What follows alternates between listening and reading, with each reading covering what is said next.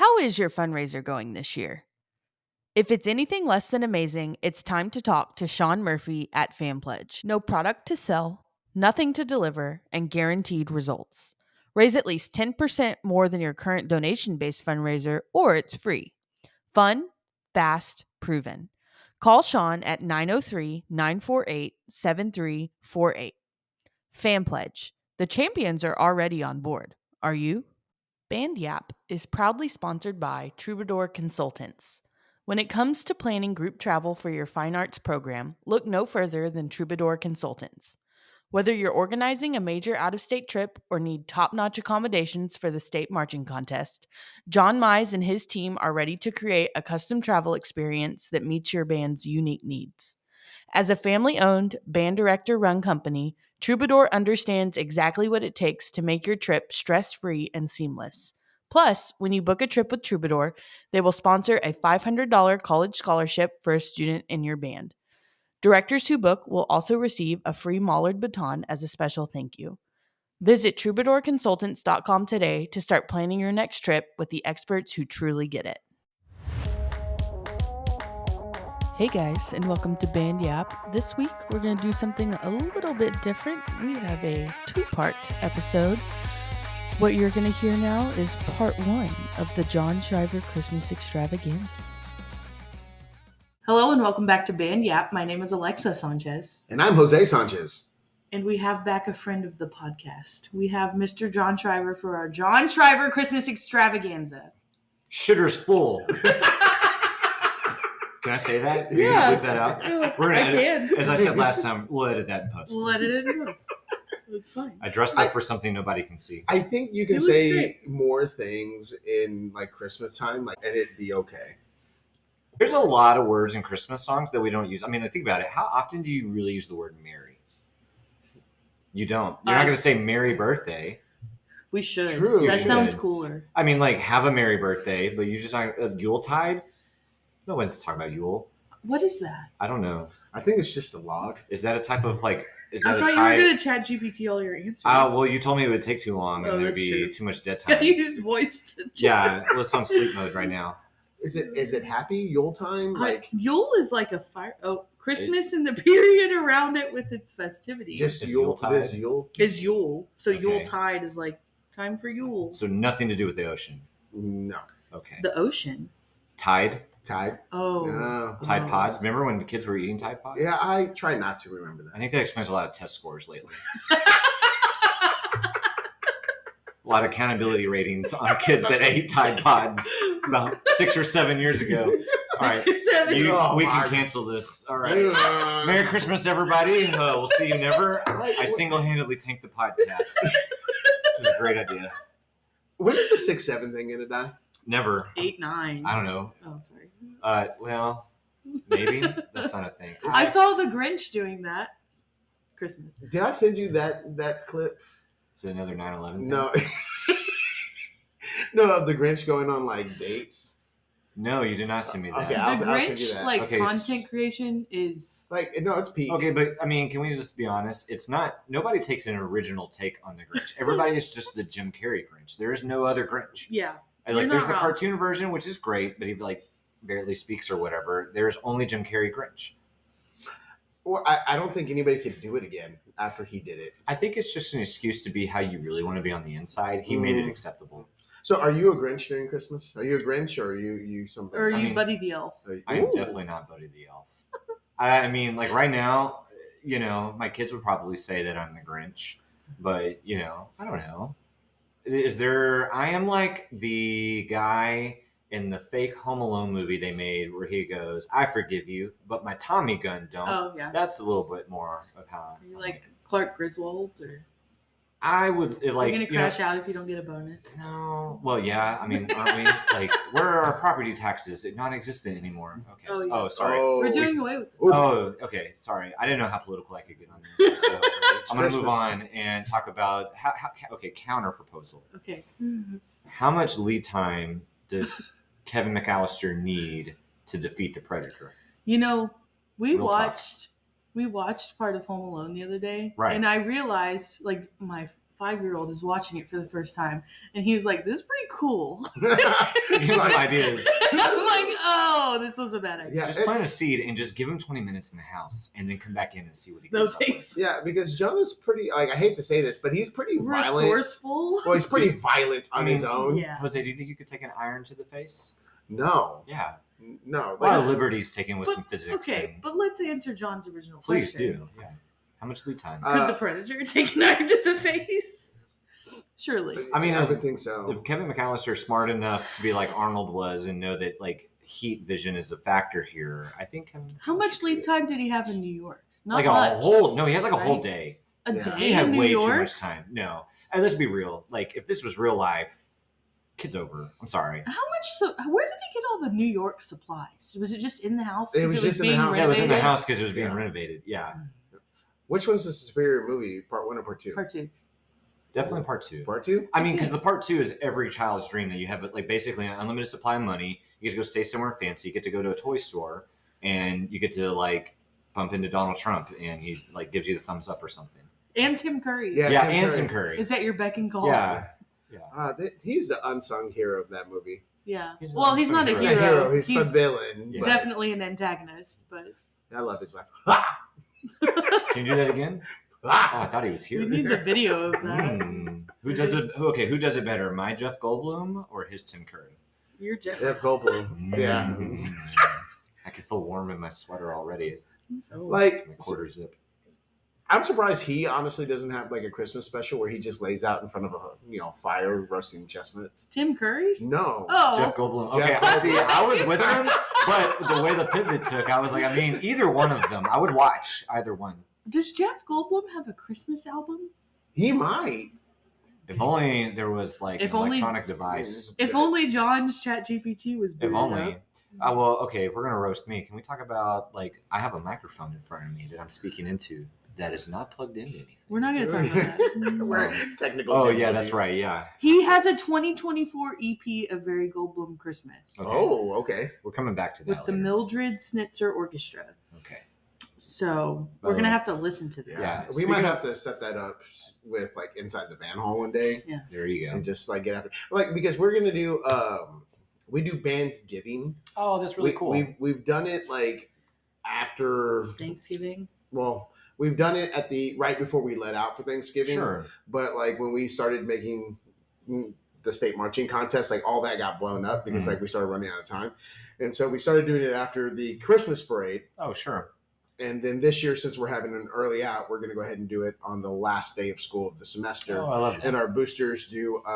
They provide turkey. They provide ham, and then we have all the kids bring potluck, and then we just watch like our Christmas movie and have Christmas stuff going on in the band hall, and just like, hey, we're not going to talk about band. We're just going to like Right. Be Have the- together yeah. and then do the thing. That's really cool. I like that. so.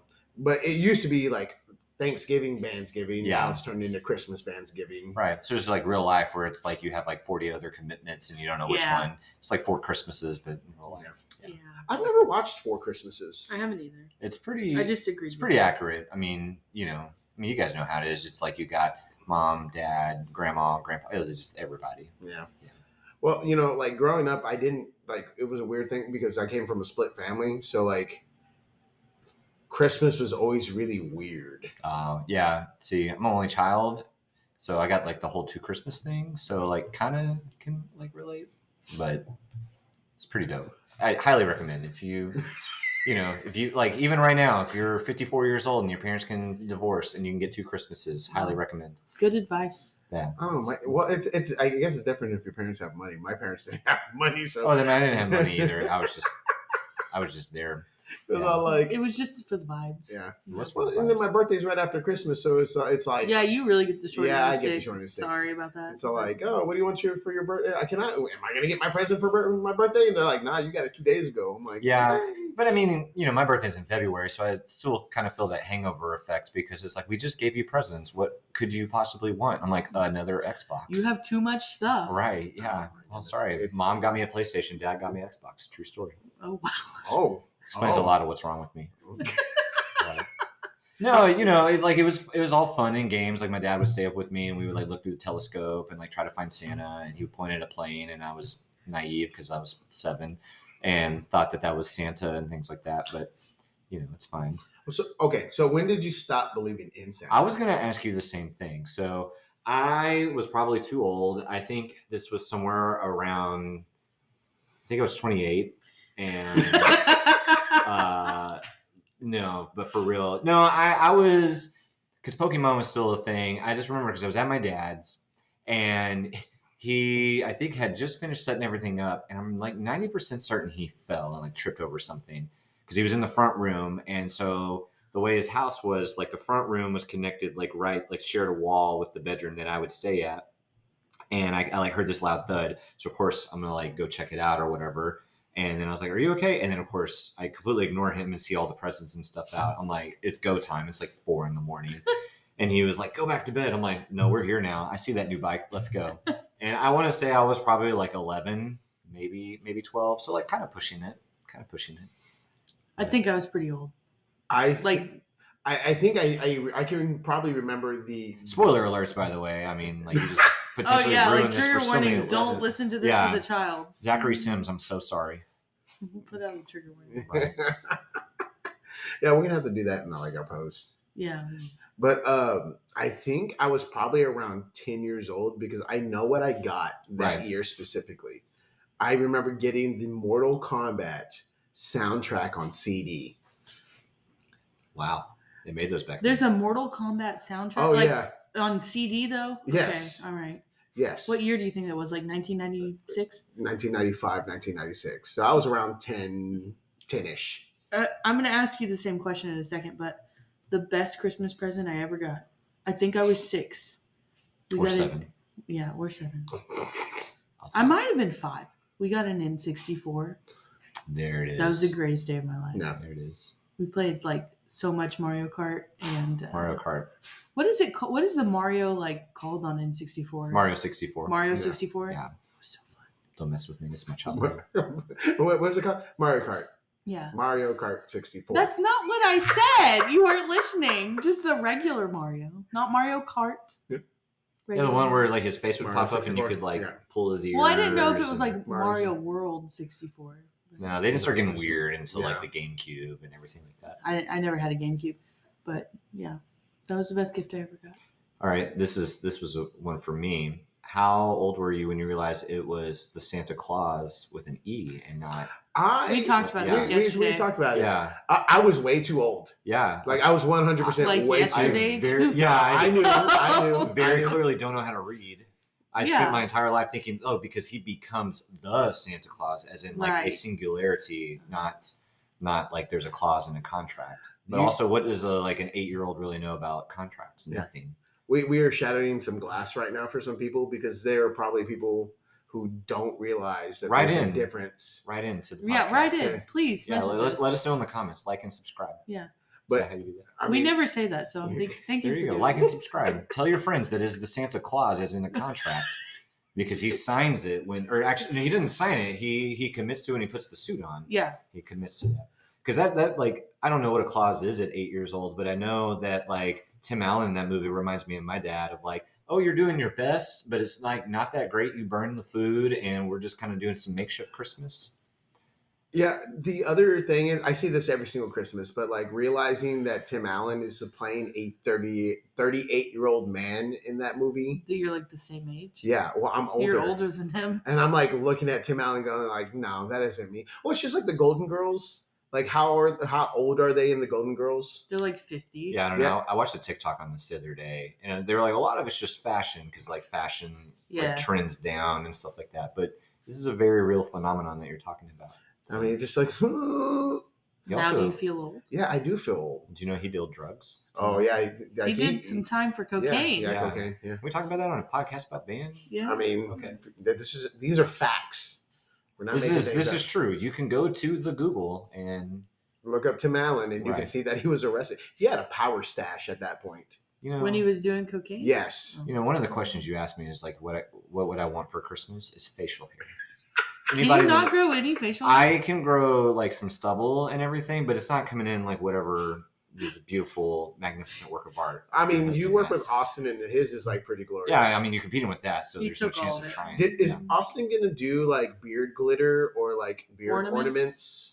I think he's going to dye his beard for our concert. Wow. He's kind of doing a Santa thing. But That's commitment. Maybe I'll ask him about that. Yeah.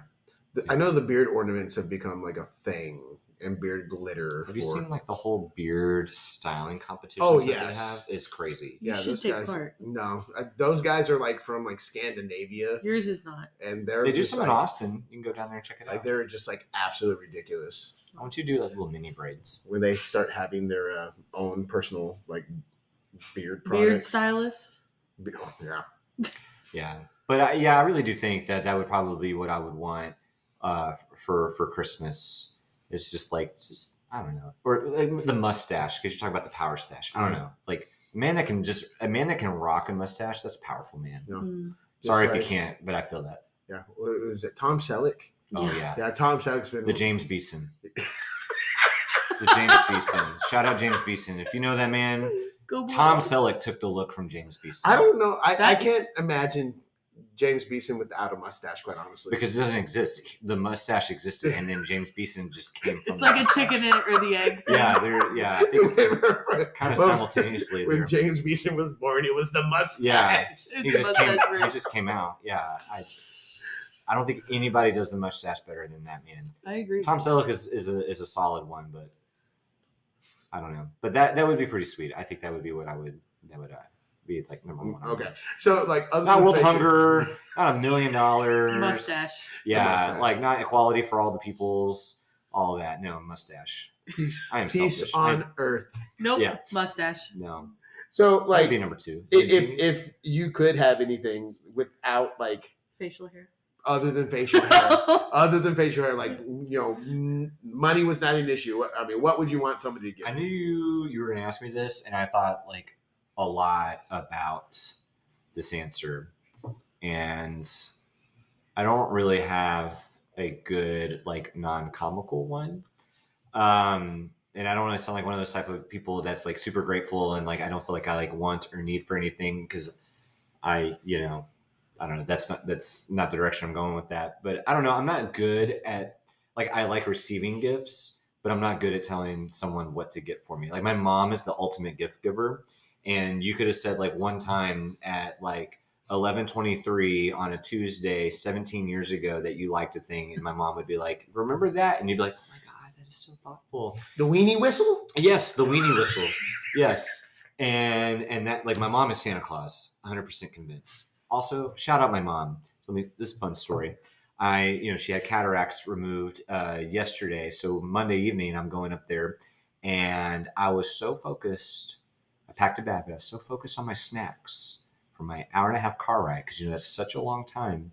I focused on the snacks. I took the snacks and forgot my overnight bag, and so I got in and I was like telling my mom this, and she goes, "Well, do you want to open a present?" Because she had like presents under the tree, and I was like, "No, it's okay. Like, I'll go get stuff tomorrow." She goes, "No, you want to open a present?" And I was like, "No, I don't." And she's like, "Yeah, you do." I'm like, "No, I don't." She's like, "Why?" I'm like, "Because it's less to open on Christmas, duh." And then she's like, "No, open it." And it was like a hoodie and sweatpants and like underwear, all like the essentials or whatever. And I was like, so appreciative because I was like, this is the ultimate mom move. And then also like the timing of that. So, that's pretty cool. But I don't know. I think like thoughtful gifts like that are like the ones that are like appreciated most. And so I don't think that for yourself. I think somebody listens to you say something and gets that for you. Yeah. Well, like I'm awful at Christmas gift giving, partially because Spoiler. Yeah. Well, partially because like whenever I buy a gift, I like explode. Like I have to give the gift. Like you're one of those. I'm one of those Yeah. people. I already received my Christmas gift. No. I gave you an option. I gave you an option on what you wanted to do because I got her a Christmas gift. I thought it was jewelry. I opened it. I said it can either go under the tree or you can open it. I now. missed the first part. She heard what she wanted. I to heard do. you can open it now.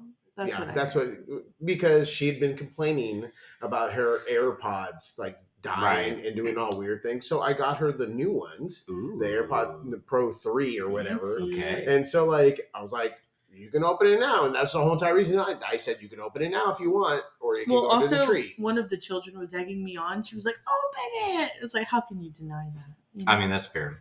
First time I got AirPods and it like read a text message to me and stuff, it like really freaked me out because I'm like not used to that. Cause I like over the ears and stuff like that, or like the old like Walkman, you know, shout out to those.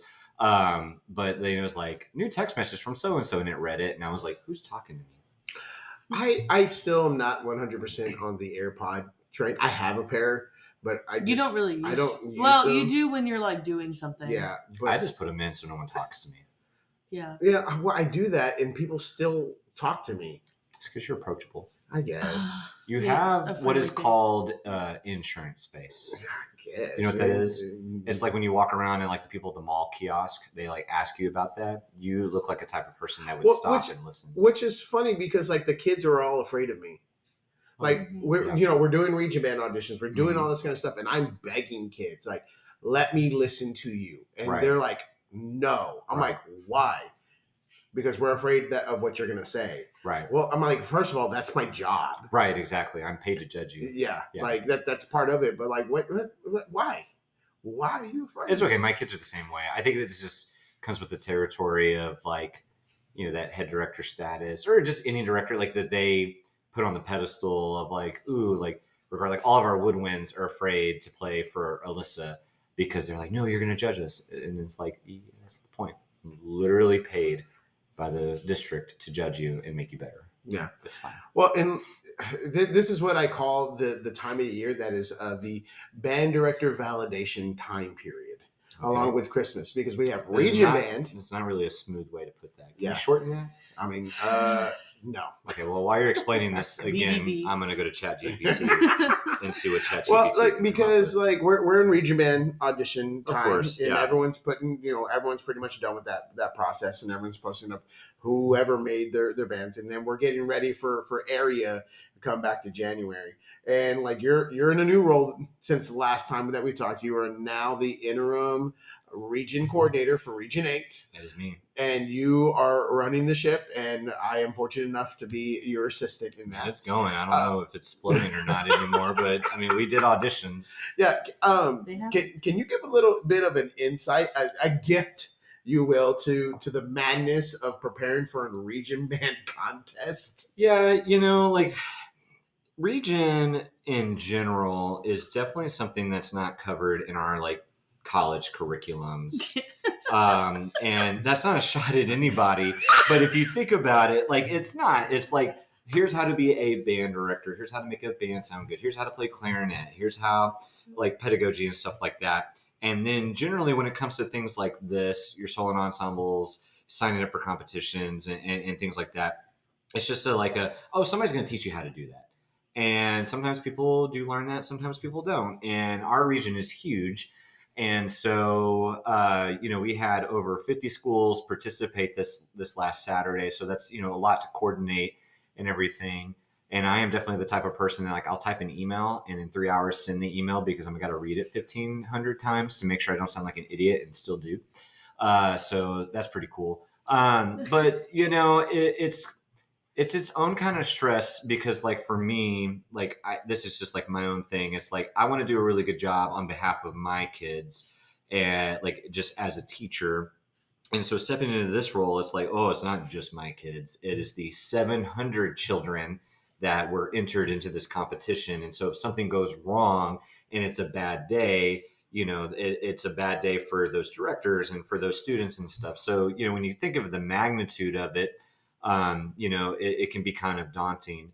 But at the same time, like I like it because I like the service part of it. And I like that everybody felt like I was put together enough, I guess is a good way to put it, to facilitate this and to be responsible of it and to be a good steward of the process and stuff. So, I think that it went really well. I think our auditions went off relatively without a hitch. We had every audition does. If you talk to anybody across the state, something weird happens somewhere, but I feel like our auditions went really well. And there's definitely things that like can be better about that. And so I think when you step into that role, it's knowing that you're going to try and do the best job possible. one thing for me was realizing that like I don't make the rules. I just am like responsible for enforcing them. And like a couple of times when you have to look at people you're friends with and you go, hey, you can't do that. Or like I can't help you there, you know? And so you got to have this new weird boundary, whereas before there were no boundaries. So that's kind of hard. And then also, you know, like the money side of it, like kind of being like a mafia type of guy and be like, hey, you got to give us this money, you know, you kind of owe it or whatever. So that was kind of a unique thing there. And then also like it's the education part. Like people don't, I think, always know how auditions go and rely on how they did it. Well, it's like when I auditioned and it's like, well, yeah, it changes, you know? And so I try to be thorough in the communication of that to our people. So that way, you know, if they don't have time to go read, you know, 8 pages of audition procedure that the state puts out, then, you know, maybe my TLDR version is somewhat helpful. But I think if I learned anything in this process, it's that adults are just as bad as kids at not reading emails. Mm-hmm. No shame to anybody because I am that person too. I'll be like, I know what we're doing. I did that today. You know, I just assumed I knew something and I didn't. And then somebody called me on it and, you know, I was like, whoops.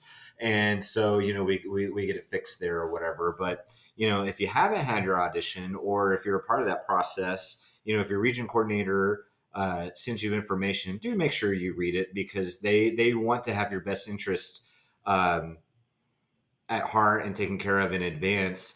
But if you don't fully understand the procedures, then they're just going to point back to the rules and be like, see where it says you can't do that? I'm so sorry that I have to now be the bad person. It's like when you have to discipline a kid, it's like you made the wrong decision and now like I have to react accordingly. It's the same thing in that. But I don't know. You were there. It was chaos, but we figured it out. No, I think the most interesting, and we're very fortunate that we have the region that we do, and like we have a lot of checks and balances. Yeah. The most entertaining part of the day for me was watching you try to wear both hats at the same time of being the head band director and trying to do the region coordinator thing. Right. Yeah. Nothing says you're good at your job like standing on a chair to get everybody's attention to listen to you.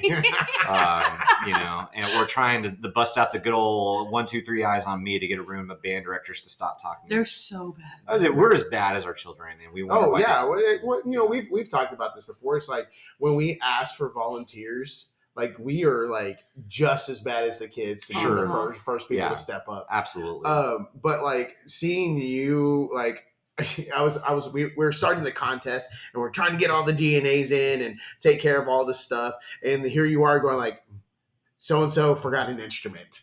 I have to take care of this. Oh yeah. Because that was my kid. She decided that because her barrel and top joint of her clarinet were stuck together, that she would put it in the fridge in the band hall to like make it easier to pull apart. I'm like, cool, physics that I don't understand. Sure, that's a thing. And so then she gets there and she's like, I don't have that. So I go to Groesbeck and I'm like, hey, we need to borrow an instrument. 4 clarinets later, we finally figured one out and everything. But then I also like remembered talking about wearing 2 hats that it's like, okay, well, if there's an instrument malfunction, there's a clock that ticks. Like you only have so many minutes that you can address that issue before they have to finish their audition. And I was like, oh, okay, cool. Well, you know, make it work and now go do your warm up and like go in the room and do your thing and stuff. And it worked out great. Thankfully, you know, we did everything by procedure and she actually ended up making the region band. And I told her, I was like, it's because you didn't have time to be nervous because I had to go get 14 clarinets for you to try. And she's on leadership, of course. Of course it would be my kid on the day that I have to run this now, you know, and, you know, so here I am trying to put that fire out. And of course you walk down the hallway at these things and everybody's got a question now. But yeah, you know, why would things go smoothly? That would be too convenient. Well, I think between that and this tells me how quick our contest moved because I remember you going like, I think I ordered the food for too late in the day. And it was like, like 1:30, 2 o'clock or something like that. Yeah. And we were almost done with auditions by that time. Yeah, my poor children are starving. So they've never eaten a day thing, anything ever. And they're like, we're so famished. And I'm like, you'll be all right. I poked my head out exactly at the wrong time or the right time, I guess, depending on who you are. because I like opened the door to be like, "Can we start now?" And John was standing there with the clarinet, like, ah. I was like, "Oh, okay." Because Grosbeck, for all of you, millions of listeners that don't know where Grosbeck, America is, it is just basically a long hallway. Yeah. And that thing is probably like, what, a quarter of a mile? Yeah, it's long. It's actually probably 8 miles, but it's fine. Eminem reference? No? Okay, there we go. All right. Spaghetti. Yeah, okay. Something, palms are sweaty, I think. Mine were that day, I tell you what. But anyway, I went up and down that thing, and at one point, I literally had 3 clarinets. Like, one put together and like 2 in cases, and I'm just walking. I look like I stole them. I'm walking down to the gym and everything. It was a great time. 10 out of 10 recommend. And like, this is such a busy time of the school year, like anyways, because we got region band auditions, we have winter concerts, we have Christmas parades, everything is happening. Which brings me to the best dressed man in parade history, Mr. John Schriver. So can you tell us about the tradition that you and your staff have now established at Camarillo? First off, Macy's, if you're listening, I got some swagger for you. Okay, I know how to dress for this. No, okay, so what happened was... Who's Macy's, by the way? Macy's? Parade? Macy's. Like, it belongs to... It's a last name. Is it a last name? It's a last name. Is it a last name? Like it's Dillard. not like first name Macy's possessive. Are you sure? I'm pretty sure. Again, I have a device. Yeah. All right, ChatGPT, which I didn't get to because I wanted to be present and in the moment, but I was going to... Band director verification... Not verification. That's region talk. What did you say? Validation. Validation. Yeah, band director validation. We're coming back to that. That'll be in part 5 of this episode. No, the whole dress thing came about on a whim last year. We went to Marshall's. And it's always Marshall's. Oh, Marshall's, man. Shout out Marshall's. Sponsor the band. Yeah. Does anybody go to Ross? My mom does. Jill Turner does. No. Jill Turner goes to Ross. I mean, no disrespect to Ross. I mean, there are people in there. You can disrespect Ross. It's okay. I mean, it's all the same store. Kind of. And TJ Maxx. Yeah. Yeah. It's all Burlington Coat Factory. Yeah. Where's the hierarchy in those stores? TJ Maxx, Marshalls, Ross. I don't know about Burlington. Five Below. No, don't. I know you can't sleep on Five Below. I went in there not too long ago. And I was just like, I was pleasantly... Where else are you going to get like a My Little Pony t-shirt and like a spiral notebook and then like a Coke for like literally below $5? Which is perfect when you have 5-year-olds. Right. That's like their ideal. Oh, you don't need to do Christmas. You can just take them there and then just give them $20 and then that is the next 4 Christmases. Yes. So for sure. Marshalls. That's where you go for all of your Christmas apparel needs. So last year, Austin and I, we just happened to find them. So we got them. And then I was like, we got to do it again. So in typical anybody fashion, it's, 4 days before the parade. I'm like, I don't have an outfit. So let's see what we can do. Well, Amazon has some like really cool ones, but they weren't going to come in time. So I was like, all right, Marshall's has never let us down so far. And so, I dressed up for something nobody can see. So I'm wearing the one from this year, but we were able to find some new ones. And so now it's kind of become a commitment type of thing. So I don't know what we're going to do next year. We're going to have to be like on the ball. So if anybody, owns a Christmas tracksuit store and wants to sponsor the Cameron ISD band directors, we kind of have the image to maintain here. But no, it's just like a fun thing to do. I did kind of think about it because here we are like in these tracksuits having all fun and like I make the kids wear their uniforms. Because I'm the Grinch like that, but I tell them they can bedazzle their instruments and put lights on them and stuff, and a lot of kids do.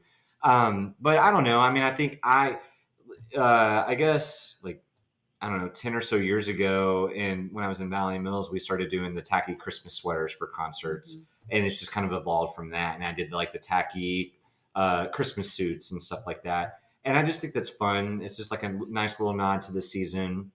I mean, when else can you like wear something like that, really? So, but I did have somebody reach out to me and they go, "Hey, the old folks home called. They want their look back." So I'm gonna have to reassess that. But I thought the tracksuits were like longer than a year tradition. How many years does it take to be a tradition? I mean, in a lot of places, 1. I mean, yeah, we're going on 2 years. Yeah. So, and a lot of the kids expected it. If in the band world, doing it once is now a tradition. Wow. Yeah, right. Yeah, ask anybody that wins state marching contest. So, I mean, you're just gonna do it again, right? Yeah, that's how it works. It's a yeah. tradition. Yeah, it's a tradition now, and you're like, I don't think that's how it works, but it's fine. Yeah, tradition. So, like, were the kids expecting the tracksuits again this year? Some were, in typical teenage fashion. Most of them didn't remember, but you always have the real ones, and they were like, "All right, cool, bet." So it was pretty cool. But also, so it's like a third remembered, a third were like, "Oh yeah," and a third were like, "What are you doing? You're a grown man, and you're choosing to wear that." So kids won't let you forget things, man. So like. We do a Christmas parade, and like our Christmas parade is during the morning slot. Sure. Hold on, real quick. Can I ask you, how much do you care about a parade? I will go on record right now and say I don't care about parades. Yeah, I'm not a huge. Yeah, I mean, like I will take the time to do it right and to do it well out of respect to our community. But we're not trying to go win state with our feet time and stuff like that. Like, do we sound good? Yes. And are the kids having fun during it? Yes. Those are the 2 check boxes. But don't be expecting some like Macy's type formation, like theater in time, thing like that. Like we're gonna be shout out Stanford Marching Band for kind of giving me a new philosophy on parades and stuff like that. Yeah. We do them when we have to because like it is something, one, that is expected of us. Sure. And 2, like we only do 1 parade a year. Same. Yeah. And it is well, for like Veterans Day, because that's the parade I always grew up from 6th through 12th grade. I went to the Veterans Day parade, but our school district does like it's like a really big deal, like Veterans Day program. Yeah. So like we don't partake in that. Yeah. But the Christmas parade, like they have a fun time. Well, I think like it comes back to like the spirit of Christmas, like we're going to do it. And like Cameron does a great job of celebrating Christmas. Like the whole festival is great. It ends in fireworks and stuff. Like we've been talking to the community and we've been trying to, we had the opportunity this year, it just didn't work out because we had the late state marching contest. So we didn't have enough time to flip and get ready for it. But like maybe instead of doing a Christmas concert, we would post up downtown and do like a Christmas set there, like some marching band type Christmas music set. And then like do that and lead into the fireworks and stuff like that, which I think would be really, really cool. Like I said, it didn't work out this year. So, I don't want to make it sound like we're out there just, totally sloughing it off. But at the same time, if there's some kids out of step, it's fine. It's not a state marching contest. Yeah, I have like a love-hate relationship with it just because like the kids do have a fun time with it. Yeah. We do, I say blue jeans. Yeah. You ugly Christmas sweaters, sure, Santa hats, all that kind of stuff. Right. Like my one request is that you don't wear a onesie. Yeah. Well, I think if you think about it, like it's a great recruitment opportunity because kids that see the band in that and they see the kids having fun in band, then they're going to want to be a part of that as they come up through the ranks. And senior beginners, and when you run over and high five, your junior high kids, your 6th graders and stuff like that, they remember that and they go, wow, I can't wait to be a part of that. And to me, that is what I want to be on display in a parade. It's like we have fun being in the community and being in band. Because like when we get done with the parade and the second we turn the corner and parade block ends, Neck starts playing and these kids just peel paint. And I'm like, I just plug my ears and go to my little happy place. And I'm like, they won't remember the parade, but they're going to remember that that's a tradition that we do after the parade. Yeah, they always start Bone Crusher for us, and it's just like, a lot of them. Well, now it's different because like what we used to do. Neck. Yeah, we don't play Neck. We play something else. What's it called? Bone Crusher. Bone Crusher. Hip Hop Stadium Blasters 4. I did not hear Bone Crusher. Or wait, is it Hip Hop? In the I think it's 6. In the after hours version of this, I can tell you what I heard. So like our parade's during the daytime. Boo. Oh, that takes all the fun out of it. Yeah, there's no so lights like it has to do with TxDOT, and because we're off like a big highway. It's a highway. Yeah, okay. And so like there's an issue there, but the other thing is that they used to go like from one side of town back to the high school. Now we're going from the high school to the other side of the town. Oh. So like we would just get dropped off first thing, and then they would parade back to the high school. Mm-hmm. Not a problem. Now it has a different sense of coordination because we're going from the high school to somewhere else. Gotcha. So it's madness. Yeah. But the parade situation at some of the different schools I've worked at has been very, very interesting because Rosebud Lot. Shout out. does not only do one parade. They do both of them. They do both. They do a parade for both Rosebud. Shout out Jordan Sunderman and Travis Thin. I was talking to her the other day about that. Yeah. And my favorite fun fact about those two parades is that the lot parade passes itself. Oh.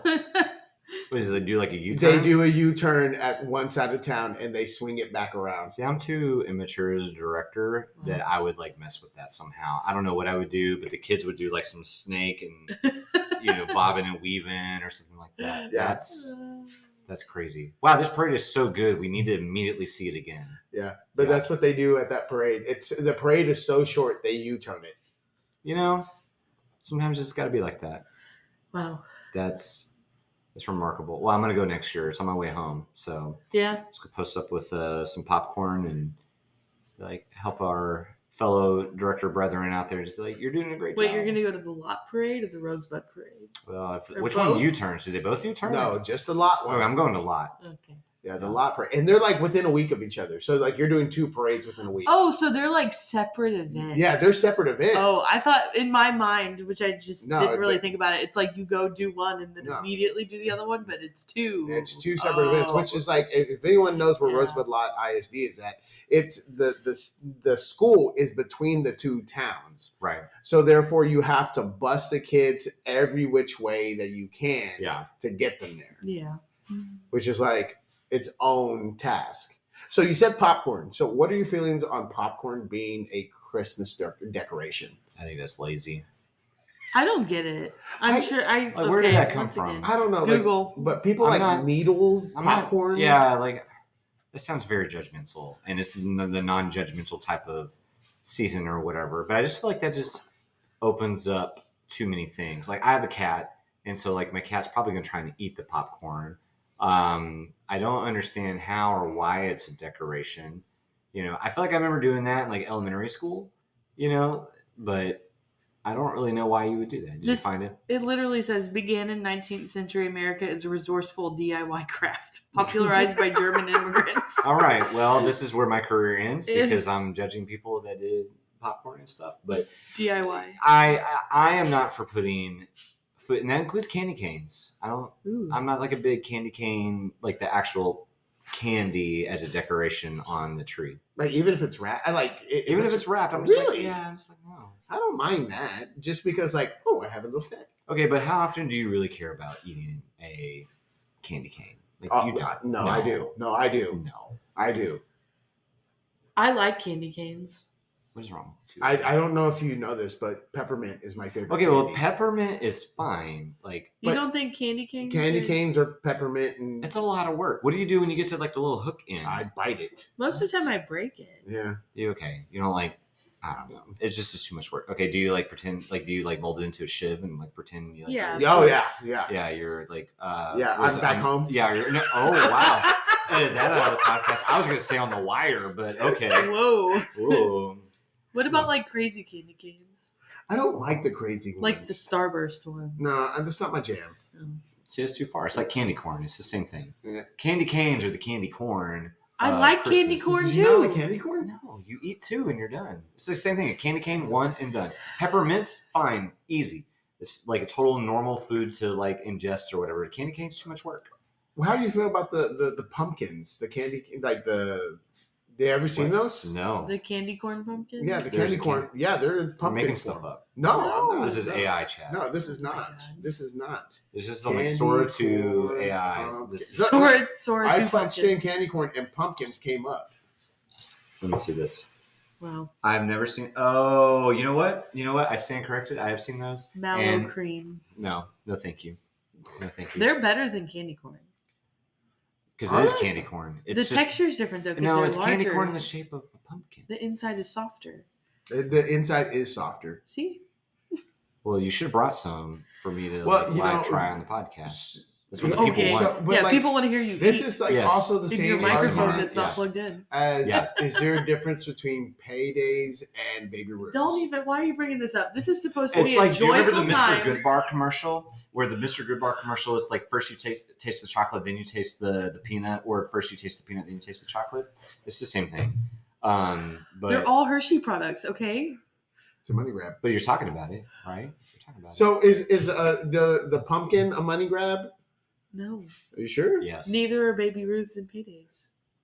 It's all a money grab. It's all money grab. This is America right here. Talk to Hershey's, okay? Don't come talking to me on my own podcast.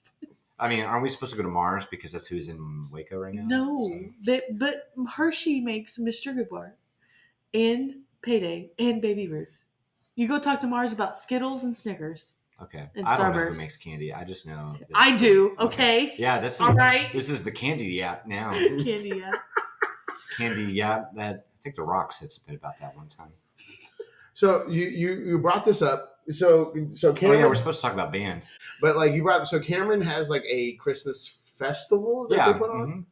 Like what is all included in this Christmas festival? So it's a really, really great parade. I mean, they had over 40 different events entered in the parade, like floats between like us and like the fire department and things like that. And then they have like vendors downtown. Sometimes they have like musical artists, I guess, from like the Milam County area come out and perform, and then it ends in fireworks and stuff like that. So it's just a nice little thing. It starts at 6:30, and I think like pre-parade festivities start around 6. I think everything wraps up nice and neat around 8. But it's really cool. It's really cool. Huh. See, and like Gatesville has like the Boozar where they have like a For Halloween. setup. Like Booze? a Boozar. Boozar. What is it? Boo. It's like like boo czar, like Russian not czar. booze, not like drinking. Oh, okay. Oh, that's I West. mean, yeah, Shout out that's West. That's Westfest. Yeah. I still have never been. I've never been to Westfest I've never either. been to West either. One time, Justin and I went and drove to Westfest, and then we saw the vibe. That's not true. I did a Kolache 5K Oh. last year there, and Most people don't go there for 5Ks. Yeah, I know that it was incredibly ironic, and you got a kolache and you got a token for some things, but I was like, nah, I just came here to run. So Yeah. that was my running girl era, and I've moved on since then. I do Spartans now. Oh yeah, you. I pretend that I'm athletic. I'm not. I'm a band director. We do Spartans. I mean, I've only done 2. That's more than I It's do. 2 more than I've done. Yeah. I thought my heart was going to explode in the last one. Shout out to episode Joe Walker, because that's who I did my last one with.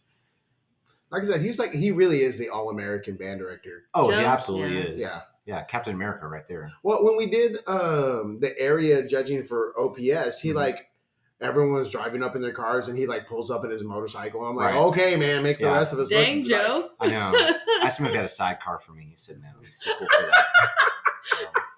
So, it's on my bucket list of things I want to do is ride in a sidecar. Be like Snoopy, with my little goggles Yeah. and a like long scarf for absolutely no reason. And there you go. You won't ride. When is the last time you've ever seen a sidecar? Like, have you in I real life? have. I have Yeah.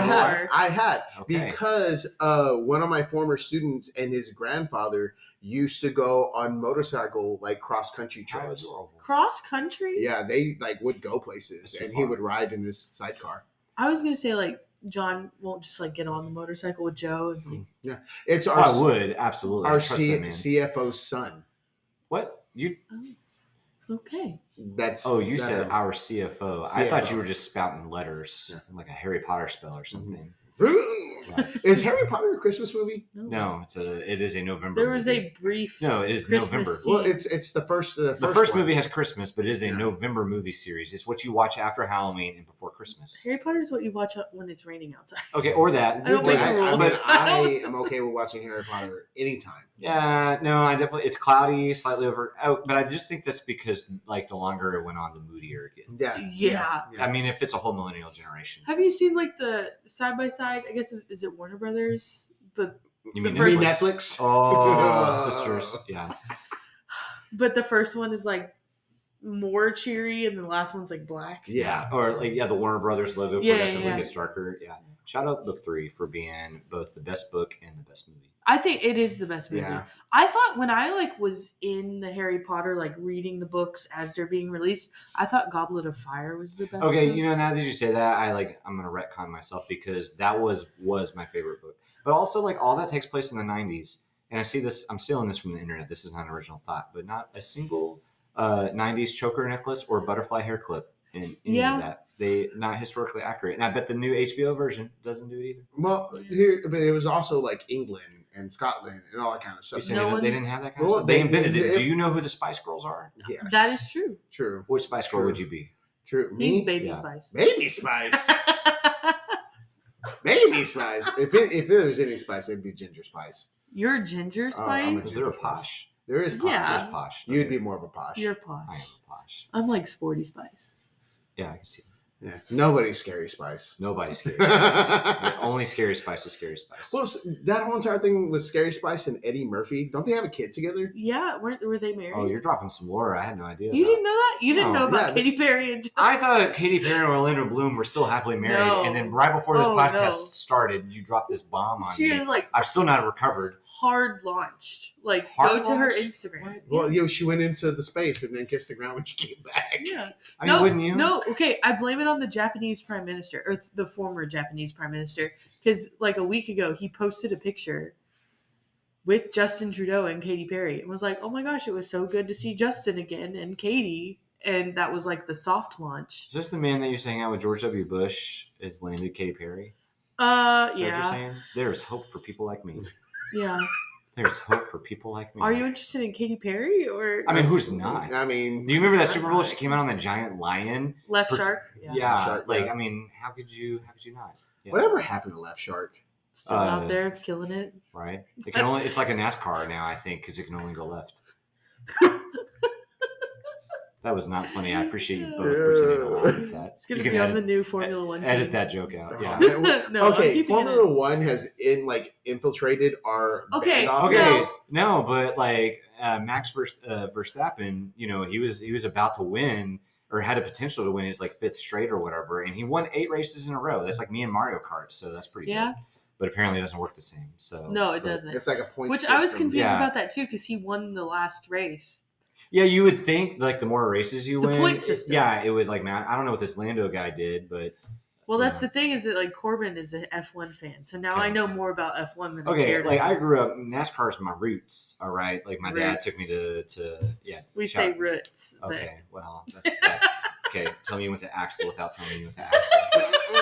Shout out Axel America. yeah. But anyway, you know, I grew up in the NASCAR there, and I just recently like watched a couple of F1 things or whatever. I'm like, you know, this is actually like kind of cool.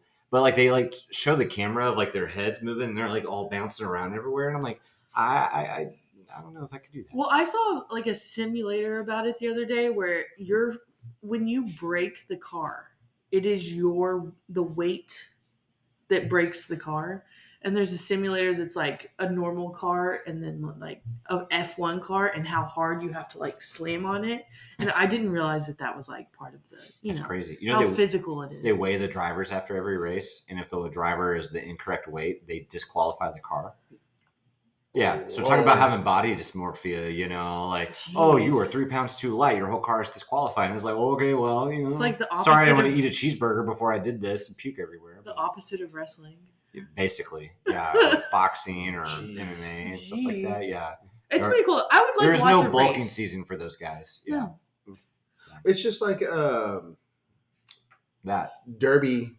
The Kentucky Derby? Yeah, the Those jockeys. Oh, yeah. the jockeys, yeah. Like they are the smallest people ever, other than yeah. I you know, want the gymnasts. See, this is me. Like you see this pop up when the Olympics come out, where they have like the average person do the event against the pro athletes. Yeah. Like let me get out there and drive that F1 car, and like Let me drive the red yeah, Bull. let me just Local try. band director. I mean, I'm probably going straight in the wall, but I don't even know how to drive an automatic, so I'm like not making it out of the pits. I'm gonna like clutch that thing out or whatever. But is that yeah? I don't know.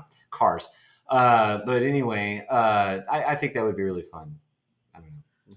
I Put would me on watch the- a race. I would too. Like I just like It's because Corbin's so into it now, and Like- he's like told me everything. I'm like, so what about Lando? Like, did he win? well, doesn't he have like his own monster too? Like the beverage. Sounds like a Lando? question for Yeah. Zach Santos. Was it a Lando or was it just F1? No, it's Lando. Maybe that makes sense because he doesn't drive for Red Bull. So, Yeah, but like he has like a monster drink and it's like melon flavored or something. yeah. I remember that Corbin went to buy that too, but Corbin was wearing his he's a Lando fan. Okay. So on Monday he was Bandwagon. wearing his Yeah. It's Adam Sandler jersey. Is he actually a fan? Or he McLaren. Google, No, he went. okay. They went to like the Circuit of Americas when. It was in Austin. Okay, that's cool. So I mean, he's a recent fan, but he's really into it. I would say for like as far as auto racing goes, it's pretty cool. Like I grew up. Again, my dad's like we would do NASCAR, but like the big thing we do is drag boat racing, and that's some entertainment right there. Watch that boat go fast down that quarter-mile, boy. It's gonna go down there and like run 200 miles an hour on the water. It looks like a rocket ship taking off. It actually is pretty cool. But boy, I tell you what. I don't know that I've ever watched a boat race. Yeah. What did the kids say? My collar's blue, but my neck's red. That's exactly how I feel when I go to a drag boat race. They used to do them in Waco like all the time. Yeah, they on the come, river. Yeah, over there in Brazos Park East. They didn't come through this year or whatever, but it is a unique thing to see. What's the dirt track that's north of town? Oh, that in one. Elmont? Yeah. I don't know. Heart of Texas Speedway. Yeah. See, I don't know. They're not going to be a sponsor. They're going to listen to this and be like, wow, you guys can't remember? It's right there. Well, we use Google to look up everything else, but this we're not willing to look up. Alexa knew it. She just didn't want to admit she knew it. I had to think about like it for the a computer second. or your wife? My wife. Same. Okay. Yeah. Okay. Because I've been out to one of those. Sure. I have too. Yeah. I think we all ate have. a baked potato there. You ever been to a bona fide tractor pool? No. Yeah. Ooh, you ain't living until you go to one of those. I've been to like a fire department relay. Okay. How does that? Like where the firefighters are doing the thing? Yes. Okay. Aren't you supposed to talk about Christmas? Yes. Yeah, but your uncle was a firefighter. Mine was a tractor driver. Wait. What month was he in the calendar? I'd rather not. What month would you be Me? in the calendar? Oh, December. Let's do a band director calendar. Is that your We birthday? need to. That would be We great. can raise funds for the region. I don't know How we about would for do that. band yap? How about because we're ATSSB members, ATSSB officer nominees do a calendar. That's actually That's how you we determine how you vote. Or the leadership does that. Yeah. Brian Sowers, if you're Leadership. listening, he's a July. He is a July. He's a Executive July. It's the board. hat. Yeah. And I think the president probably needs to be either January or August. That's fair. So the president-elect could be August. The president is January. I think this could be a great fundraiser. This would really go well for like those scholarship foundations and stuff that they do. yeah. You know, I mean, we can make this at large. We include TMEA. Sure. So, yeah, there's a bingo card out there that somebody's like, great. I told you, I was like, we're gonna make it weird. So It's not that weird. I can Not that make Jeff Goldblum noises anytime we need to. Just for the awkward. Let me get a drop of water and put it on your hand and try to seduce you that way. There was a lot of seduction in that scene. That's the whole point of this. Yeah, scene. like He's trying extremely. to riz her up. It's just like Riz. It was the Riz before That the is Riz. literally that man is Riz. Yeah, He didn't invent the word, but he is it. yeah. Well, and then he like plays piano. But like, how what do you else? feel? How do you feel about Independence Day? Oh, Independence Day is my favorite movie. I thought Yeah, we we've went over talked this. about Yeah, this. last time. Yeah. I guess he still has Riz in Independence Day. Yeah, he's still getting. Oh yeah. I mean, his wife leaves him, and he like gets her back at the end of the Yeah. movie. I mean, granted, I think anybody would fall in love with the man that figured out how to save the Earth from aliens. Like that's a pretty hot move right there. But like, you know, he just is kind of like his. I came here to save you, and she's like, oh my god, I got a big girl job. You know, dream we all just share. Well, I mean, it's like the whole beginning of the movie is like we have to call David. yeah, because she like recognizes his genius, and then his whole thing is like, I want to go save her because I still love her because he like keeps wearing his wedding ring and things like that. And then his we could dad do a just whole follows pod. him around. Yeah, we could do a whole podcast on me talking about Independence Day. I probably Okay, could recite the Book lines. it for July. Okay, there you go. The John Schriver 4th of July No, spectacular. what we're gonna do? We're gonna live stream John watching Independence Day. Can we? Could that be a thing? Yeah. I mean, I don't know I'm if he gonna- told you. I'm gonna put I a calendar think invite. I'm going to toot my own horn here. I think I should guest host when you guys do your TMA Spotlight. Shout out. You guys need to go check this out. For the program Spotlight, I will sit in the back of the room and you just teach me how to like run a microphone, and I'm just going to narrate to the audience your Spotlight presentation. We might need your help with that. I could totally do that. Okay. I don't know. Closed captions provided. I'm just like every head director in the state of Texas. I don't know how a microphone works, but that's what my percussion guy's for. Shout out Austin Clark. We have to bring Austin to set up the mic. He will do everything, and I'm be like, I'm just here to talk, man. You're going to do all this. We need Austin to make sure to bring a charging cable, though. Okay. Oh, is there something I didn't know? Did he forget one at auditions, or? Do you remember your spotlight? Oh no! See what happened was. What had happened was that was not our boy's fault. That was somebody else on staff who will remain nameless, not me. And did not charge. Oh, actually, no, it was Austin. Austin, buddy, I'm so sorry. You know what? I was supposed to do a D&D reference on behalf of him, and that would have been a great time to do that there. But yeah, that was a good time. I don't know. When those things happen, what do? You just laugh it off. So, yeah, just pivot. Yeah. I think y'all like handled that really, really well. I mean, I think it's just a story of my career. It's like nothing works, and then you just laugh it off, and then hope for the best. And you keep so everybody thinks I know what I'm doing. I don't know what the hell I'm doing. I'm just here, man. I'm just a girl. He's just here laughing. I'm just a girl. Yeah. Somehow I've gaslit you guys into making me another podcast guest and giving me on Christmas special. So circling back to Christmas. Is that what this is about? Yeah. We got to July. I know, we got to July. Talked about so many things. Yeah. I'm going to send you a calendar invite here. Okay. So Cameron, does the Valley Mills do anything special for the Christmas? We did a Christmas parade. That was like the first time I ever got to ride in a helicopter. Excuse me? Yeah, for whatever reason, one year they had a helicopter that you could just ride, and so I was like, heck yeah! I took you up like over part of the valley and everything, and it was really cool. But same thing, like a little small festival attached to it, but nothing like super crazy or anything. No fireworks in that one, just a little more low key. But that was pretty neat. But yeah, there wasn't anything like super special like with that or whatever. Something that like our like Sitton does that I think is pretty cool is that they have a Avenue of the Trees, and so right attached to the Catholic Church is like a rectory and all this kind of other stuff, like a rectory. Okay. So there's a. We got in this whole thing last night about Catholicism and Protestantism. And what the difference is, and like I was like, "What do you mean?" You took religion classes at Baylor. Yeah, but it doesn't mean I paid attention. Yeah, the diploma says music education, not anything else. Yeah. Anyway, there's a rectory. But she asked me like, "What are your views on Jesus?" I'm like, "Lord and Savior." That's not what I said. That's not what I said. His birthday's coming up. Like, what do you want? So I have lots of comments, but I don't know how many. I don't know how long the runtime is on this already. Anyway, I'm still stuck on a certain word. You said like 47 words ago. Rectory. Wow. There is a rectory. I mean, how PG-13 are we getting right now? Because that word and that religion do not go together.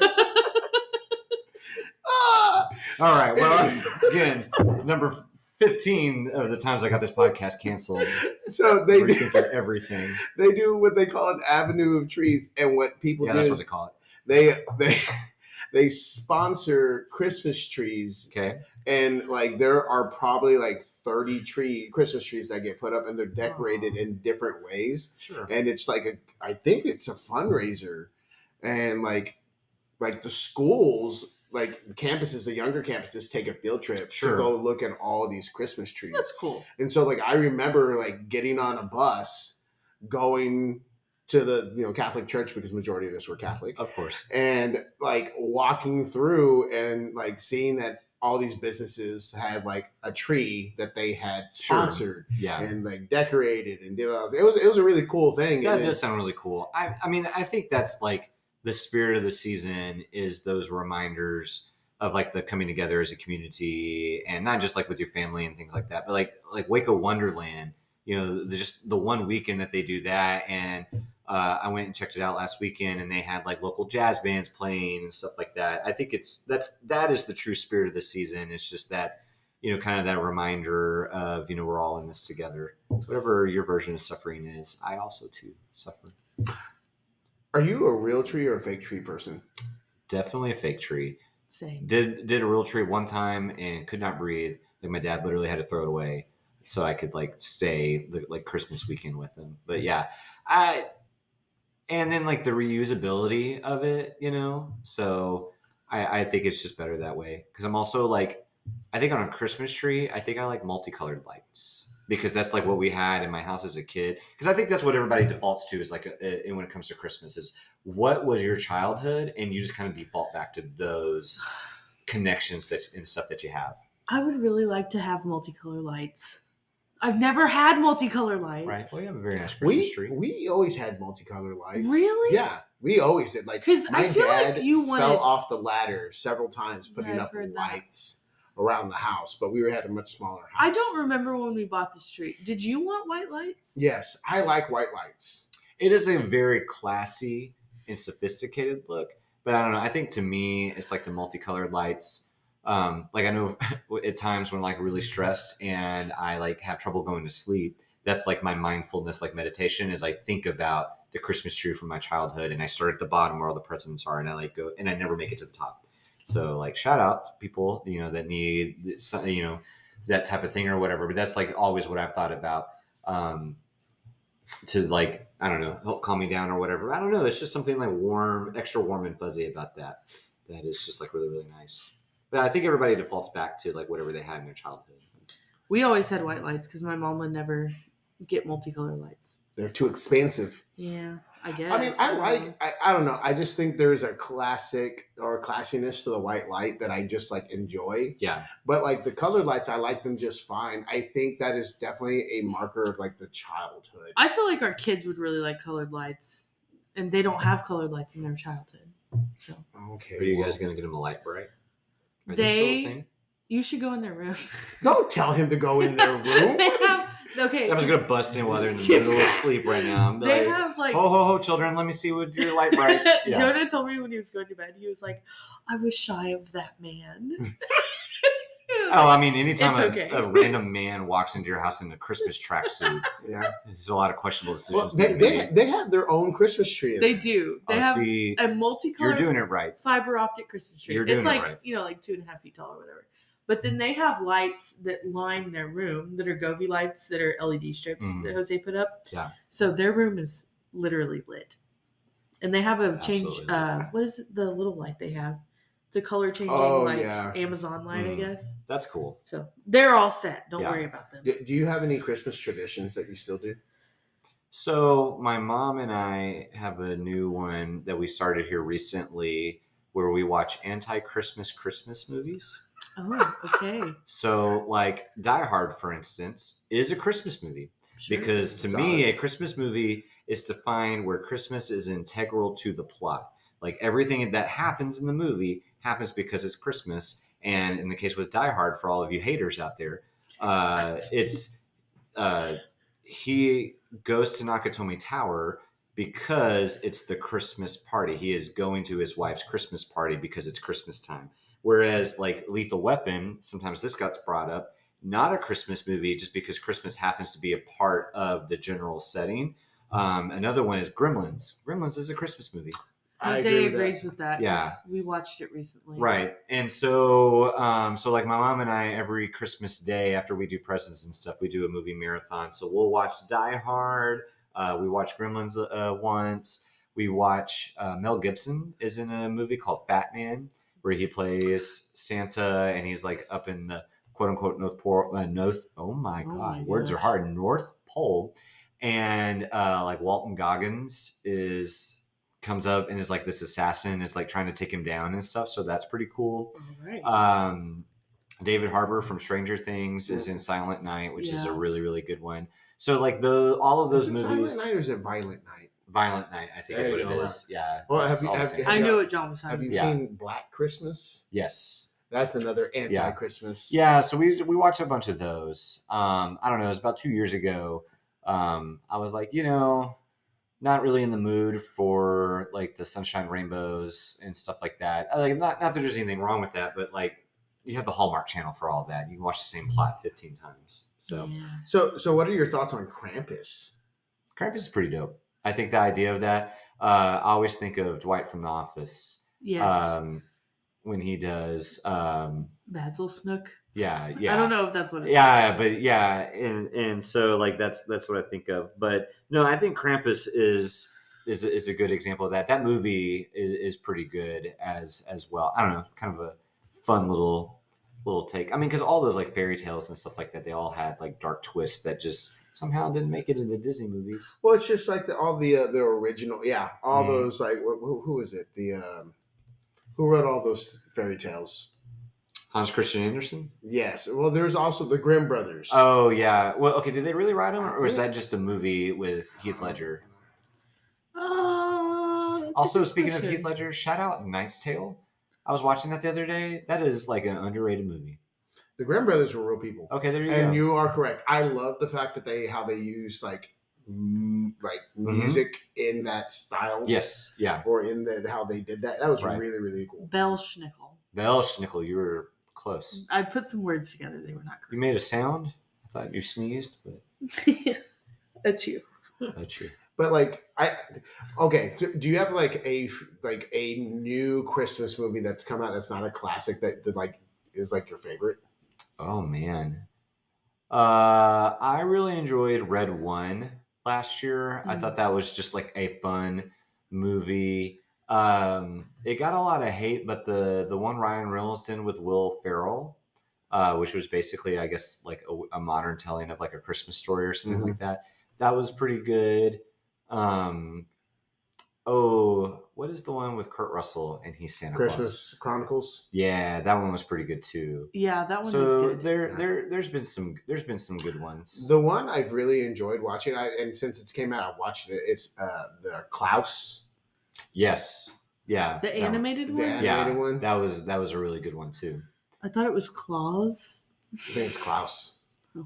Might be Klaus, but Sour I'm pretty Klaus. sure. But I like Red One, Christmas Chronicles are like to my favorites. Like Red One is like a good if I'm feeling like I need some action, but I don't need it super violent. Didn't you just watch it? Yeah, I just watched it. Yeah, it's a good one. Jingle All the Way. It's not recent, but that's a fun one for me to watch every year. Okay, this is what's straight here. This is where the dichotomy happens.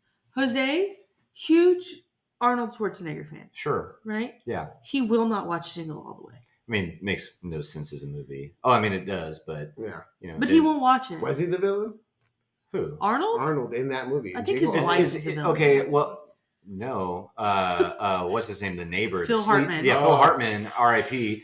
He's the villain there because he's trying to. He's awful. Yeah, he sleeps with all the wives in the whole neighborhood. Oh, which brings me up to the next thing. How awful was Kevin McAllister's family? Terrible. Oh, absolutely terrible. When we were watching Home Alone 2 the other day, it's like Buzz is the problem. He is the problem. And then he stands up there and it's like, I'm so sorry for what I have caught. No, you're a jerk. Right. Singing. Yeah, but making everybody laugh at Kevin. Right. But back to Jingle All the Way. I mean, is Arnold Schwarzenegger really the villain when he's like has a high demand job where he makes a lot of money for like that house that they have and like for them to afford all those nice things? He's just putting in the grind. He's doing what like he still showed up to the karate belt ceremony. Maybe like 3 hours late. Yeah. Maybe he's a little late to things or whatever, but he's also, busting his back to try and provide for everybody. My question is, in that movie, it is very implied that this man is like on the job all the time, like work. Where does he find the time to stay shredded like that? That's a good question. Is there with a company like that? There's probably a gym. Yeah, he probably has like a gym in his office. I mean, this is like the 90s. Yeah. I don't know. I mean, that movie times back in like just like the Santa Claus of like that absentee dad thing that all the 90s movies went through, where it was like always the dad's fault.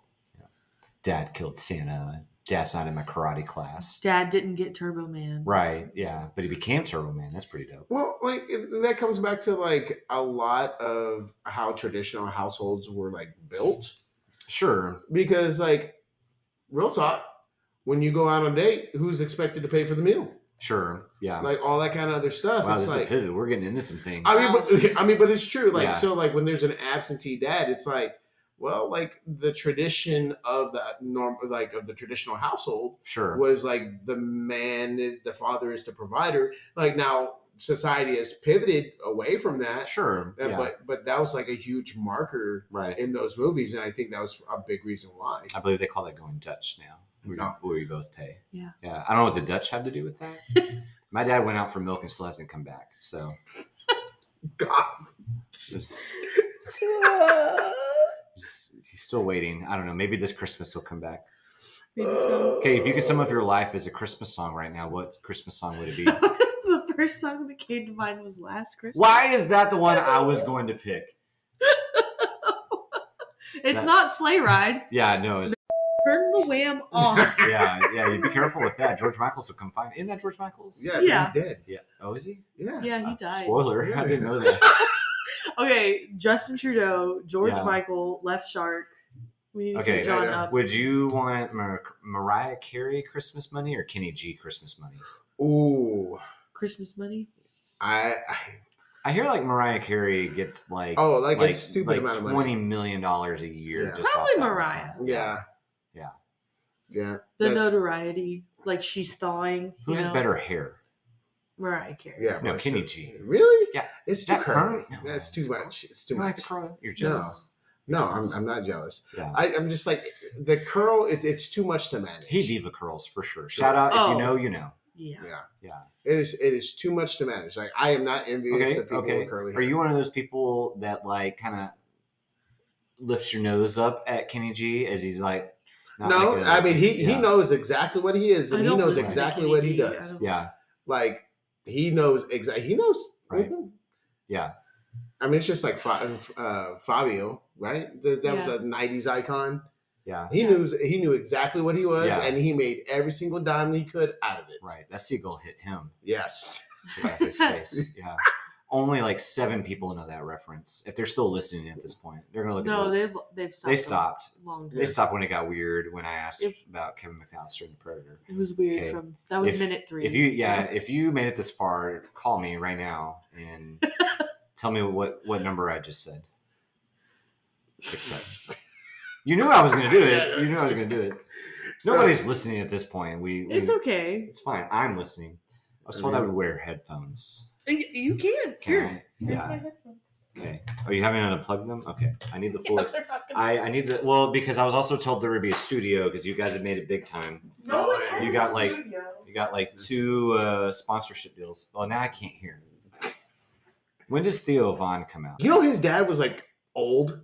Old. Well, okay, like he's old. Yeah, like his dad was like in his 50s when he had him. Okay. All right. There's hope for the rest of us.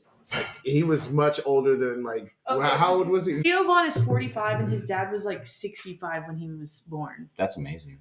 Well, it's like Robert De Niro's 80 and has a baby. New high score. I mean, look, you know, Belichick and what he's getting up back. Jordan Hudson. Oh, okay. Do you know about this? Because you don't know about. Oh no, I do know about this. Okay, I follow football. I have both fantasy football teams in the playoffs right now.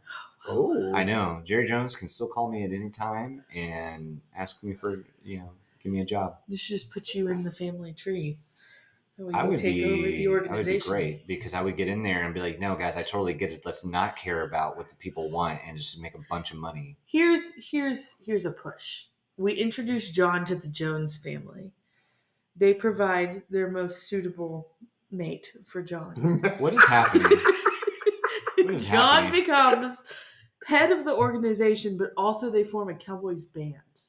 Okay. Of which John is in charge. This is going the direction I wanted it to go. John is a billionaire. Honestly, shout out to the Cowboys for still using a trumpet player to play the national anthem. Oh, absolutely. Yeah. No, I am here for this because there's a cousin somewhere. There's a cousin. There's a cousin. There's a daughter. There has to be. There's somebody over there knows somebody. I mean, you guys are the connected ones now. The thing is, you can go hang out with Mark because the Jones family has grandchildren that have gone to Highland Park. Yeah, I gotta ask him about that and see what the hookup is. Right there. on Jerry's helicopter. Yeah, I mean they were doing all their playoff games at the Texas Star until they got beat this last week by Lone Star. But, they got beat. Yeah, Dang. I know. R.I.P. My high school, Poteet High School in Mesquite, we played Highland Park. Claim to fame there is when Matthew Stafford was at Highland Park and came out like in the first half and threw like 5 touchdowns, and then they benched him, and the backup threw like another 6. It's great. I don't know if that part's real, but I do know he was there, and I was like, because we all knew he had committed to Georgia, stuff like that. It's the senior year, and we're like, that guy's gonna be great. And now I see him on TV. He's on my fantasy football team one year. It's like the other day when UIL posted the Dave Campbell, or not Dave Campbell. What is his name? Campbell. Yeah, it was Dave Campbell. They're the ones that do like all the rankings. No, but that's not who I'm Pat talking Campbell? about. No. Steve Campbell? I came up with the wrong Campbell name. Soup. Campbell? No, yeah. the Lions coach, Dan Campbell. Oh, right? the one Isn't his from- name from- Dan? yes. From Glen Yeah, he's Rose? from Glen Yes. Rose. Yeah, it's Dan Campbell. Okay. Yeah. I just came up with the wrong Campbell because Dave Campbell also does football. So they posted like they've been doing this like flashback UIL thing. I saw that. Yeah, and they posted Dan Campbell in his Glen Rose I saw uniform. that. Yeah. But Jeremy Strickland commented on it and was like, I used to have to like defend him I did on see the practice squad Yes. in basketball. Yes. Yeah. And Dan Campbell's like, I don't know, and, how like, tall is he? Jeremy's a pretty tall guy. Yeah, he's a tall Yeah. guy. Yeah. I could beat him one-on-one in basketball. That would be terrifying. Yeah, it's just like What, Jeremy Strickland in basketball? No chance. No, Dan Campbell. Oh, yeah, that would be terrifying. Jeremy, if you're listening, 1v1 me. 1v1 me. No, that's If I win, I get 5 scholarships for my seniors. That's Hey. yes. But it's just like Steve Austin. He's from Edna. Steve did not know Austin that. is from Edna. He's from Edna, Texas. Do you follow him on social media? Oh yes. Where like he just lives in the middle of nowhere and he's got like a bunch of cats. That's and what I want to do. He's a fun cat man. I'm like, yes. I didn't. Yeah, I mean, I knew that was going to be my future, but like, I was about to say I thought you were already there. well, I'm one cat. I think he lives near Edna. No, he lives in Vegas, near Vegas. Does he live Yeah, he there? lives in Okay. Nevada. Same thing. I mean, he probably still owns land here in Texas. Oh, I'm sure he Sure he does. does. Yeah, I mean, 316 acres, baby. See what I did there? nice. The 5 people that know the 90s and are still listening to this. Oh, Brian podcast. Sowers is here. I'm sure. Oh yeah, shout out Brian. Shout out Brian. Undertaker fan. So, John, do you think Mary knew? Did Mary know? You know, it's largely been debated for the last couple of years, but I don't think she knew. I really don't. Until it was too late. You know, Joseph did not know at all. No, he did not. I mean, how do you have that conversation? Can we No, roleplay this? we cannot No, roleplay Yeah, this. the podcast is asking for this. ChatGPT on my phone is asking for that. Look, it says right there, please. I think you can ask Yeah. Sword to do it. Well, I will. Don't. Tim with the good time. because like here's the thing: if there's a Christmas song that Alexa cannot stand, I hate that song. it is "Mary Did You Know." Especially the Pentatonics version that everyone else likes. Okay, what about this song? How did it hurt you? Who hurt you? I don't like it. Okay, Mary, that's fair. did you know? Yeah. Shh. Well, I mean, I don't like Good King waffle fries, but you know, everybody plays it every year. That's what I would call it every You're year. gonna Yeah. summon the dog. Yeah, Be careful. Oh yeah, I forgot we that's we his did name. discuss the correct pronunciation. Wenceslas. Wenceslas. No, Worcestershire. Wenceslas. Wenceslas. Not Wensish loss. There's not a H in there. Worcestershire. E flat, E flat, E flat, F. Okay, sorry. Wow, that just We're playing it. Yeah, wow. First valve, open. yeah, Every band director ever. yeah. That's exactly Tell what me it row is. teach without telling me you row Well, teach. I play trombone, so 3, 3. I actually play 3, 1. percussion. Oh, I teach trombone. Oh, I'm so confused. Everything's a lie. Yeah, So sorry. do you have a Christmas like song that is like a no go for you? So we're actually doing it right now with our 7th graders. It's called Christmas Mashup. Oh, I'm doing that one too. I It's awful. hate it. And no, who wrote Shout it? out Larry Clark. Larry Clark. That's what I thought. Like no disrespect to Larry Bear there, but like it just like those kids don't get a chop break. There's so many repeats. Yeah, It's so we long. cut the repeats. I'm still doing them because Yeah. I'm doing it with whatever. I Yeah. don't need to explain Our myself. 7th grade band's doing it, and they're doing a great job. And Alyssa picked it. She's like, "Well, the kids really like it." And I'm like, "That's It fine." fits the ability level really well. It does, but I feel like it never ends. It doesn't. It's Like when I die and Lucifer greets me, he's gonna be like, "Here you go," and that song's gonna stop playing and never stop. There's also, and I feel really dumb saying this as a musician, but it's a mashup, and there are some times when he inserts something new, and I'm like, I don't know what this is. I don't know what Just this is enough supposed to. of the like what? Yeah. So, okay, in your, I guess, either respective or total band program, how many times is Good King Wenceslas being played, Up on the Housetop, and Jingle Bells? How many times across all of the music do those 3 songs make an appearance? Okay, so like Because those in are like the perfect wheelhouse songs. Yeah. In 6th grade, we have like we're doing some songs together, and then we're doing some like Sure. lines, And the woodwinds are doing Good King Wenceslas, and the low brass is doing Good King Wenceslas. So that's at least one or two. I would make my beginner brass play that one. Yeah. And then we're doing Santa's in the House, Okay. which is up on the housetop. But Jingle Bell Tones is also up on the housetop. So it's just all up on the housetop. Yeah. Basically. I mean, if you're doing Santa Barbarian up on the housetop. I'm doing Santa the Barbarian. Shout out Randall Sanders. When are you having him on the pod? Oh. Hey, Randall, I know you're listening. You should come on the pod. It's really fun. We'll do it together. He's definitely listening. Right. Mr. Sanders, sorry. I'm doing Dashing Through the Snow, which is... One horse open sleigh or 2 horse? 2 horse. Oh, fast. It's Richard Saucedo, so it's like... Okay. I'm doing that. I'm doing... Which is Jingle Bells. Yeah. Jingle Bells. Which Adventum, which is... Bell Carol. Yeah. Ukrainian Bell Carol. Then I'm There's doing... another theme in there, though. Yeah. O Come, Emmanuel. Is it O Come, Emmanuel? Sure. That's what it sounds like. And then... This is the part of the podcast people came here for. Yeah. What else am I doing? Thawing, which is which is like a Japanese arrangement. It's really It's cool. just cool. I've seen that one. It's really cool. That is so cool. something that non-traditional. And then I'm doing Stars and Stripes for Christmas. Yeah. It's not Jingle Bells Forever. Is that the Julie Giroux one? No. Okay. Because she did one that's it's really like good. an older one. We should look into that one. Yeah. It's hers hard. is really good. Yeah.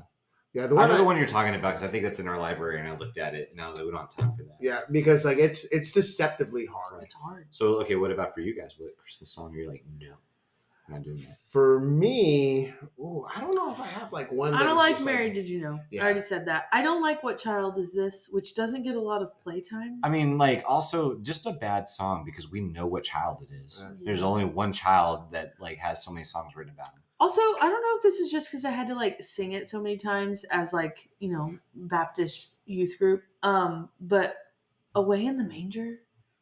Yeah, I'm not a huge fan of or We Three Kings. Does anybody know that one? No. Well, just like I Saw 3 Ships. Yeah. Don't know what 3 ships they saw. Oh, Tandem. That was the Valley Middle School song. I mean, yeah, they used to be like busting these things out, and you're like, oh yeah, those ones or whatever. Makes me think of the Claymation Christmas. Did you ever watch that like as a kid? Oh yeah. Oh yeah, that would give you some night terrors. He doesn't like Sleigh Ride. A little overrated. I like Sleigh Ride. It's fine. I was telling my mom this, like, if I ever get a band that can play Sleigh Ride, I'm gonna play it like for her because like it's her favorite Christmas thing or whatever. But shout out Reagan Brumley because he always champions the cause for this. There are other pieces that are really, really good. I've never like chosen to play it with a band. Yeah. I repeatedly play Santa the Barbarian. I play it every year. I mean, there's nothing wrong with that. I mean, I think everybody, you have like staples. Like we do the Polar Express every year because like when I got there, kids were like, that's like our tradition. And then like come to find out like 2 years in, it was like, oh, we just played it once. That's all it takes. Yeah. Back around. Yeah. And I've been duped. Yeah, I know. I was like, oh, okay. Like, yeah, I've had the wool pull over my eyes there. But, we do a good job with it and the kids really like it. And there's like, we play hot chocolate and they like all dance and stuff like that. I do like a Christmas festival though. Christmas festival is top tier. That's another hard one. It's good. Oh though. yeah, it's hard, but it's good. That to me, that would be like the best one because to me it's the best medley. It is. So you can kind of like check all the boxes there, and then there's is it Festival Fanfare by John Wasson? I think is his name. The Dallas Winds did it on their Horns for Holidays, and that one to me, because I just love the good fanfare. There's a festive fanfare. Was that Brian Balmages? Balmages? Yeah, that was a good one. Yeah. See the My next band guest did on the that one pod. last year. I hope so. Yeah, that would be cool. I like the minor Christmas stuff. Minor alterations. Yeah, minor alterations. Yeah, that's another fun one. And I think that's really what it comes down to for me. Is like the ones that are just medley, so you get a little bit of everything. Or Well, it's like the fun ones. To me, like minor alterations is really tough, but like Santa the Barbarian is the junior high version of that. It is. There is one. We did it last year, and this is a great story because it's going nowhere because I can't remember it. But that I think Balmages or Robert W. Smith wrote, and it very much is. It like kind of follows the same cadence that minor alterations goes through. They're all in C minor. Johanna's doing the Mech the Halls Mechanical Monsters one. There you go. Which starts exactly the same as Santa. Well, yeah, there's like 8 of those, respect to Mr. Sandridge there, but you guys should all do one from like because there's what's the other one she's doing? Like the Great Elf Rebellion. That one. Mm-hmm. That's cute. It is cute. Yeah, there's also Diary of an Angry Elf, which none of us are playing, but that is a good one. I'm doing Tango Bells. There you go. There's the Jingle Bells. We're doing Bell Carol Rock. Say that 5 times fast. Oh, that's Carol. Whoa, the second one. Yeah. Which also has 25 or 6 to 4 in it. What do we play for junior high pep rallies? 25 or 6 to 4. Nice. So a whole semester of dee dee dee dee dee dee dee dee dee. That over and over. So it's great. Music education, it's finest. Like I found a fanfare, and if you like fanfares, Sparkling Lights, which is I love that. That's a good one. I like Sparkling Water. I do too. Similar. But it is Christmas Tree. Sure. But it's like juiced it's cool. up. It's cool. Okay. Well, I'll play it for you. Juiced up. Okay. Yeah. What's another good Christmas like tune? Like in general? Yeah, in general for like I can name you some. Okay, so Hark the Herald Angels Sing goes hard. Well, there's Hark the Herald Tuba Sing. You Better Slay. That's another one. You Better Slay is a good one. Also tough. Very tough. I think Still is underrated. Like the Christmas tune, Still. I know that's a thing. I have no idea the words. So you could sing it. I don't either. Like that is a song. I know the melody. I don't know the words. Randall Sanders has a good like. Still. It's not a good song to do with kids because they cannot be still. No, definitely. True. Like I programmed. Somebody laughed at that after in the car on the way to work right now. They're like, "Wow, I can't believe I listened to all 4 hours of this. That's why we're here, just to wait for this one joke." I mean, only I laughed at. Baby, it's cold outside. Is it still okay to play that? It is okay to play that. It is okay. The internet has decided it is okay. We are not canceling Baby It's Cold Outside. Jose always feels weird about Baby It's Cold Outside. I think everybody tries to make it... It's a little predatory. Make it feel that way, but I don't think it's that way. It's just like... What was the other one? Okay. Christmas. I hate that song. Christmas. All I was going to ask is, aside from band, like what's your just favorite Christmas song?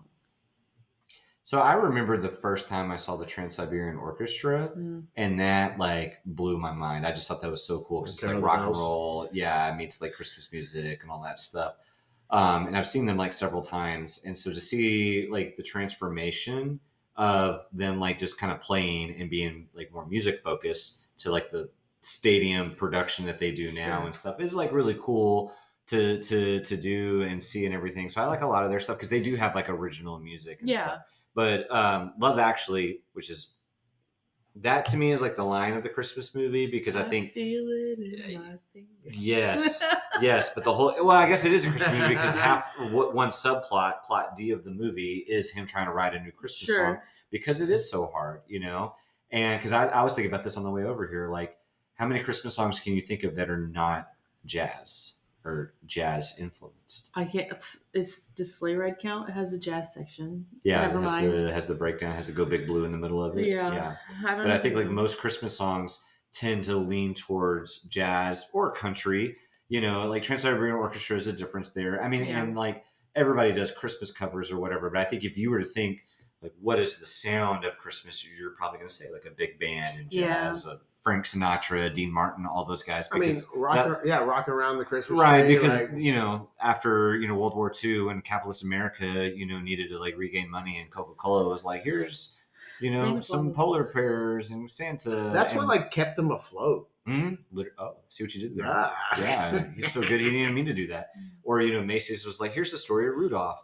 I have in my possession one of the original Rudolph the Red-Nosed Reindeer books. Oh, wow. Yeah. I don't know if it's like an original, but it's like one of the first books to go in circulation of that story. That's crazy. Shout out Meemaw. Thanks, Meemaw. Yeah. We love What Meemaw. is your favorite Christmas song? He's having a chat GPT top 20. Mine is probably O Come, O Come, Emmanuel. Really? I like that one too. I think that one's actually underrated. I think it's cool. Like I like that darker sounds. Sure. I also like enjoy, but it changes to major. Yeah. I also like Green Sleeves. Sure. The pause when you said that was deafening because it was both like, okay, Yeah. I like green sleeves. That's Green fine. sleeves There's is nothing wrong good. Good for you. And then I also like if you want to talk like more like now, I think Christmas shoes. Dominic the Christmas donkey. What? He's You're really making into stuff that. up. Do you not know Dominic the No. Oh, Christmas man. donkey? Is this a kid's thing? Not really. No, I have no idea what you're talking about. You're making it up. I'm not. I'll play it for you. Okay. Yeah, no more. You can't play anymore. You hit like your. I know, we've hit our like royal. Yeah, you're gonna get flat. I'm not gonna Copyrighted. play it now, You- but I'll play. The YouTube AI is gonna like pick us up and kick us off of YouTube. Do you know my favorite Christmas song? No. I mean, of course, I love "All I Want for Christmas Is You." Yeah, that's a pretty standard. You guys, I'm I gonna don't know narrate what- what's happening. What's your She's favorite? leaning. I in and love the staring Barbara very- Streisand Jingle Bells. Oh yeah, I knew that. He rolled his eyes. Have very you aggressively. heard that one? No. You've never heard the How do Barbara you like Streisand? Christmas Oh, so my much goodness. and just- I told you I was the Grinch. We literally established that 5 Yeah. hours ago. We did not it establish changes your like Grinch. it changes meters all over the place. It's cool. That defines it as a good song. 'Cause it Yeah. changes me. Well, It's just it's interesting. it's a There's also a different take. Is that the Tiffany. one where the male counterpart dies? That's the Star is Born. Yeah, Spoilers. that's Spoilers. Yeah. Bradley Cooper dies in that, Yeah. right? Oh, Okay. yes. Yeah. that's a sad movie. Right. It's been Wow. done like 4 times. All right. Yeah, Yeah. that's sad. Yeah. You have so much to edit out of this podcast. Yes. No, I'm not gonna. Okay, edit okay, it. so like, how much do you miss like that claymation style of like Christmas movies Like and Rudolph? shows? And Rudolph, like, that was like such a pinnacle part. And problematic. Yes. I mean, they literally in the first Rudolph movie had the Island of Misfit Toys. Like Santa deemed these toys were not good enough to go out to the children of the world. These elves work so hard, and he was like, "No, those are like janky toys or whatever," and they go over here. And I guess you could argue, like at the end of the movie, I don't remember. Do they like come in and like help save the day? And that's like you should not judge by appearances or whatever. I don't remember. I don't think so. I think it's just. A griffin is like, I adopted all of the toys that nobody wanted, and it's like a doll with one eye, and you're like, okay, they're trying something new. Inclusion didn't exist in the 50s. No, It no. did not. It did not. So I mean, do you? But overall, do you miss like that? Kind Oh of yeah, stuff? absolutely. Let me just totally backtrack and just derail it. I just sit there. I think there's a nostalgia with that, and like when Rudolph's talking like when they know like that, and then they all have that like was it the transatlantic, mid-Atlantic accent or whatever. Plus the Burl Ives Holly Jolly Christmas, that's my number one like Christmas song. I just like love that version of that. And Silver and Gold is another really good one, both from the real How have problematic we not Rudolph, talked about the Chipmunks? because they're not real. It's They not get real like chipmunks. skipped over. Yeah, but they had They their, just their have the one Christmas song. song. My grandparents used to have like a decoration that played that song. Well, next you're gonna be like, all I want for Christmas is my 2 front teeth. or whatever No, it yeah, is. that's Jonah. Yeah. Well, he's about to lose his bottom I teeth know. too, The so he's boy's gonna gonna be have to, like, completely toothless for a long time. It's rough. Yeah. Applesauce. So claymation Christmas, we're back to that. Like my mom a couple of years ago got me a DVD, when people still watch DVDs, and it had like a recap of all of that, and it's like cool to watch. I don't know. Like I said, I think it's more of a nostalgic thing. Because again, I think that's just like why everybody romanticizes Christmas. It's the end of the year. It's that transition. We all feel that like fake obligatory sense of like, I gotta go see everybody because it's the holidays, and that's what you do. That the before Christmas thing. But I think we all just get nostalgic for things and reflective. Like I said, is like 1 year into the next one begins, and so I think it's just really easy to do all of that. And generally, hopefully, for most people, I would like to think that you're happier as a kid. And so those bring back up the little warm fuzzies. I think about my Jurassic Park tent that I got. That was pretty dope. Always wanted a tent. My parents wouldn't buy me one. So Got rollerblades 1 year. I wanted a Power Rangers tent. I'm still advocating for if you can have 2 Christmases, do it. Like if split your parents up, do it right now. This concludes part 1 of the John Schriver Christmas Extravaganza. Please join us next week for part 2.